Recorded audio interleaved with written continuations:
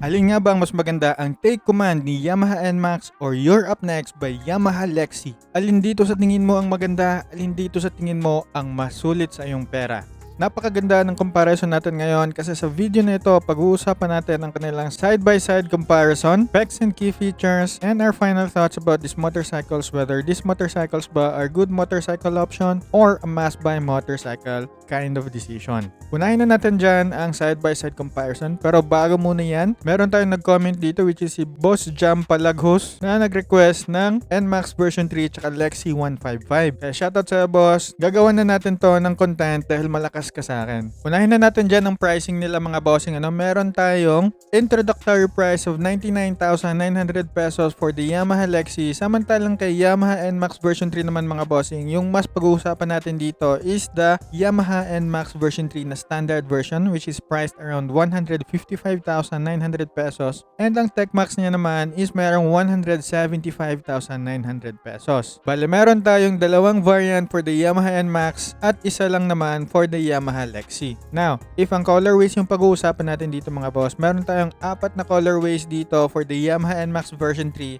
and dalawa naman for the Yamaha Lexi 155. Meron tayong black tsaka matte green for the Yamaha Lexi. Meron din naman tayong standard colors of black and white, samantalang sa TechMax nito is the dark magma at tsaka yung black din naman na TechMax. And if ang headlight naman yung pag-uusapan natin dito mga boss, meron tayong both na naka-LEDs sa mga motorsiklong ito. However, meron tayong projector LED lights for the Yamaha NMAX version 3 versus sa normal lang na LED headlights ni Yamaha Lexi 155. Meron kasi tayong karagdagang enhanced visibility tsaka safety for the Yamaha NMAX version 3. Meron din itong high energy efficiency and better lifespan. And lastly, meron din itong superior performance in a poorer weather condition. So it means mas maganda ang long-term experience mo dito for the Yamaha NMAX version 3 with this kind of feature. Now, if we're gonna talk about the rear taillights naman mga bossing, makikita natin dito that nakahiwalay dito for the Yamaha NMAX version 3, samantalang kay Yamaha Lexi version naman is iisa lang yung frame niya. Pero yung kanyang rear taillight mismo mga bossing is naka-LED din naman, so maganda yan. Next naman dito mga boss, if ang instrument panel yung pag-uusapan, naka-LCD digital display naman for both of these motorcycles. However, if gusto mo ng TFT display experience, need tayo mag-upgrade into the TechMax level. Now, if ang keyless remote system naman yung pag-uusapan natin dito mga bossing, maganda ito mga bossing for the NMAX version 3 standard kasi kahit standard version na, meron na siyang keyless system na na-i-offer. However, for the Yamaha Lexi mga bossing, meron tayong shutter key system lang for this motorcycle. And if ang utility box or underseat compartment naman yung pag-uusapan natin dito mga boss, meron tayong 25 liters of underseat storage for the Yamaha NMAX version 3, samantalang kay Yamaha Lexi is 12.8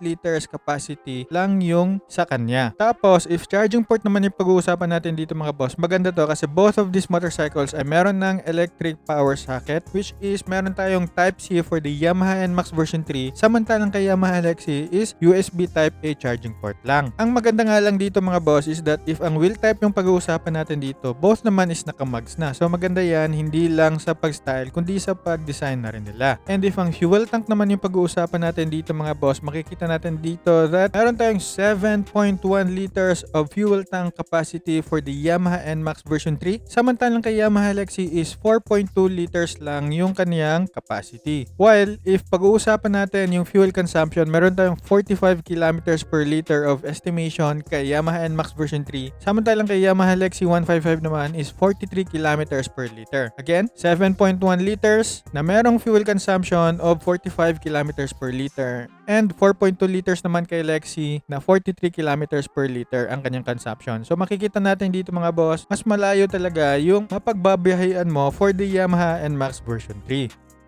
Now, if ang displacement naman yung pag-uusapan natin dito mga boss, we're glad that both of these motorcycles have the same engine na 155cc. Although si Yamaha Lexi is the much more budget-friendly price, hindi din naman tayo nagkulang dito for their engine kasi same lang naman sila ng engine ni Yamaha NMAX version 3 at ni Yamaha Aerox version 3. Now, if ang dry engine oil capacity naman yung pag-uusapan natin dito mga boss, meron tayong 1 liter of engine oil capacity for the Yamaha NMAX version 3 standard and 1.1 liter liters naman for the Yamaha NMAX TechMax. Samantalang kay Yamaha Lexi mga boss, meron tayong 1 liter din for its engine oil capacity. However, if magpapa-change oil na tayo mga bossing, need lang natin ng 0.9 liters for both of these motorcycles kay NMAX version 3 standard at kay Lexi 155. Tapos 1 liter exact NMAX version 3 TechMax. But the point here mga bossing, need lang natin ng 1 litro na engine oil para makapag-maintenance for both of these motorcycles, which is maganda yan kasi less na less talaga yung need nating bilhin para lang makapag-maintain ng mga motorsiklo natin. However, if pag-uusapan na natin ang kanilang gulay board mga bossing, unfortunately, walang gulay board dito for the Yamaha NMAX version 3 kasi dito nakalagay yung kaniyang gas tank. Samantalang kay Yamaha Lexi mga boss, makikita natin dito na meron itong napaka-spacious na footboard. Pero for both of this motorcycle naman mga boss, meron itong footrest extension. So maganda to kasi if ever gagamitin natin itong mga motorsiklong ito para sa mga long rides natin, may dagdag tayong relaxation dito if ito yung kukunin nating motorsiklo. Now, if pag-uusapan naman natin ang kanilang park brake mga boss, makikita natin dito na wala ding park brake dito si Yamaha NMAX version 3. Samantalang si Yamaha Lexi mga boss is meron tayong park brake dito na kasama. Now, if ang auto start stop system naman yung pag-uusapan natin dito mga boss, dahil both of these motorcycles ay Yamaha, pareho silang merong auto start stop pero ang tawag sa kanila is start and stop system or SSS. Maganda kasi ito na feature mga bossing kasi if nakaandar yung motorsiklo natin tapos naka full stop lang tayo and yung situation natin nasa may traffic, naka stoplight, yung ganon, ma-detect ng makina natin na hindi ito umaandar. So it will automatically switch off para makapagtipid naman din tayo sa fuel efficiency natin. Now,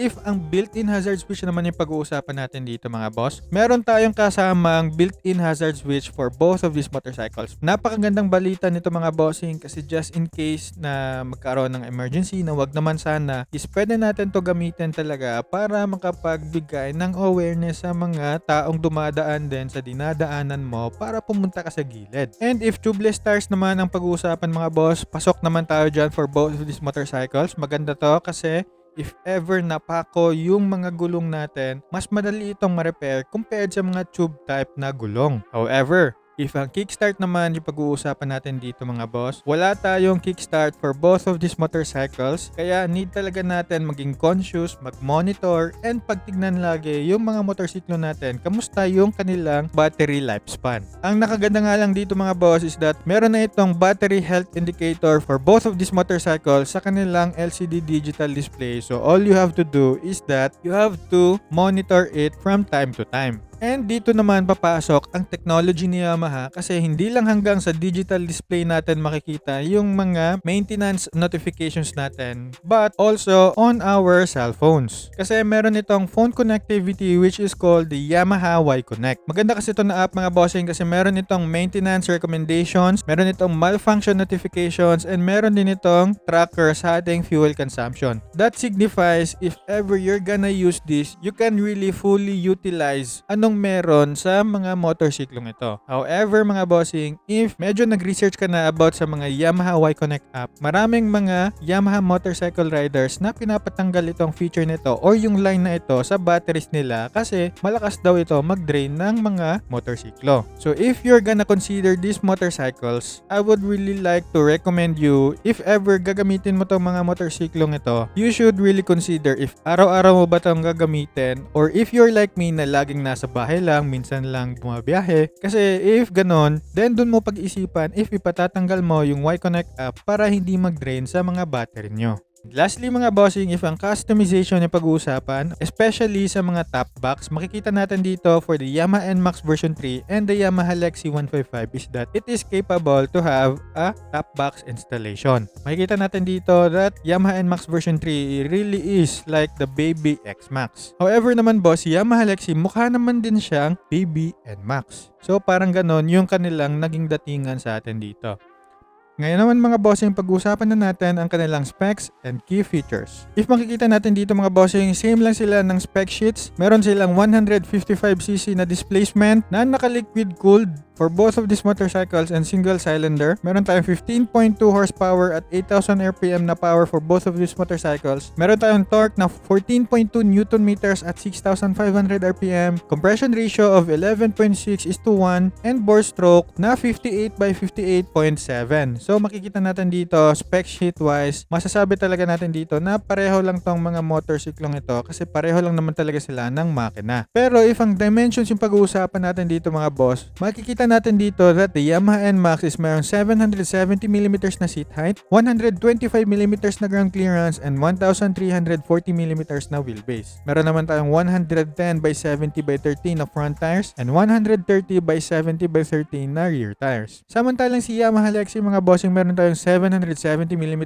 na seat height, 135mm na ground clearance, and 1,350mm na wheelbase. Meron naman tayong 90 by 90 by 14 na front tires and 100 by 90 by 14 na rear tires. So makikita natin dito mga bossing, they both have the same na seat height, lamang sa ground clearance si Yamaha Lexi and sa wheelbase. Makikita din natin dito na lamang din sa tire inch si Yamaha Lexi, which is 14 inch yung kanyang gulong, samantalang kay Yamaha NMAX is 13 inch lang. However, if makikita mo dito, mas malapad yung gulong ni Yamaha NMAX V3, which is 110 by 70 yung front tires and 130 by 70 naman yung rear tires. So that simply means nasa sa inyo na lang talaga alin dito sa tingin nyo ang mas swak para sa inyo. And ngayon naman mga bossing, pag-usapan na natin ang kanilang key features. Makikita natin dito that both of these motorcycles ay walang ABS. Meron tayong SMG starter for both of these motorcycles. Meron din tayong auto start stop. May smart key si NMAX version 3. Samantalang kay Yamaha Lexi is wala siyang keyless. Tapos, meron naman tayong dual suspension for the Yamaha NMAX version 3. Tapos, kay Lexi naman is monoshock lang. However, meron tayong abang dito na suspension for the Yamaha Lexi 155. So, pwede itong magkaroon ng dual suspension. Pero, ikaw na dapat yung mag-cover nun. Meron din namang disc brake sa likod si Yamaha NMAX version 3. Samantalang kay Yamaha Lexi 155 is naka-drum brake lang ito. Pareho sila na merong 4 valves. Pareho sila na merong liquid cooled.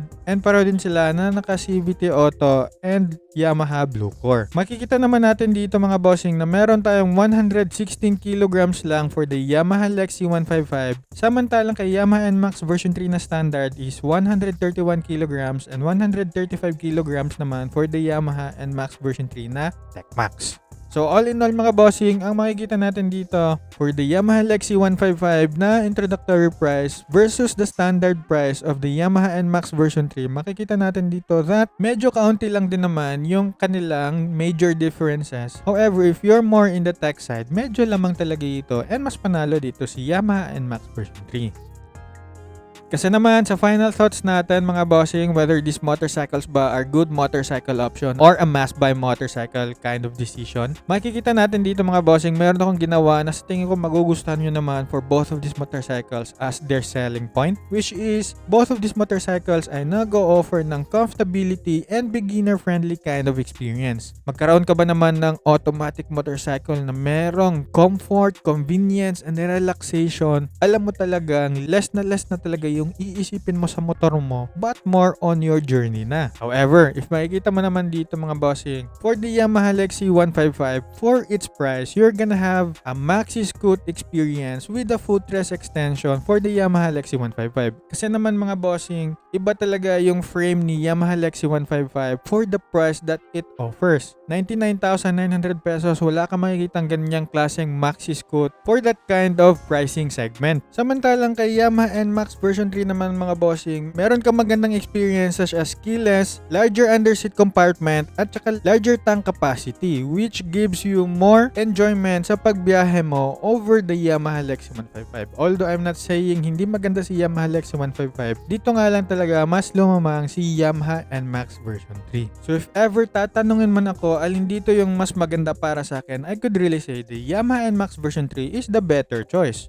However, for the price of Yamaha Lexi 155 and what it can offer, I can say, ito yung mas sweet spot na mas abot kaya ng mga Pilipino, which is I can say and I can't deny na mas ito yung mas mako-consider kong madali talagang bilhin, mas madaling matapos yung hulugan, mas ma-enjoy mo yung pagdadrive mo nito kasi wala ka masyadong iisipin sa kaniyang pricing. So for me na merong Suzuki Gixxer 155 and RS 125, I can really say that if wala akong Suzuki Gixxer 155, these motorcycles will really be a good motorcycle upgrade sa akin galing sa 125cc na motorcycle displacement. So for me mga bossing, price-wise, the Yamaha Lexi 155 yung nakikita kong better choice. However, if specs yung pag-uusapan, dyan panalong-panalo si Yamaha NMAX version 3 standard version. Pero kayo ba mga bossing, alin dito yung sa tingin nyong mas timbang sa puso nyo? Alin dito sa tingin nyo ang mas sulit sa pera nyo?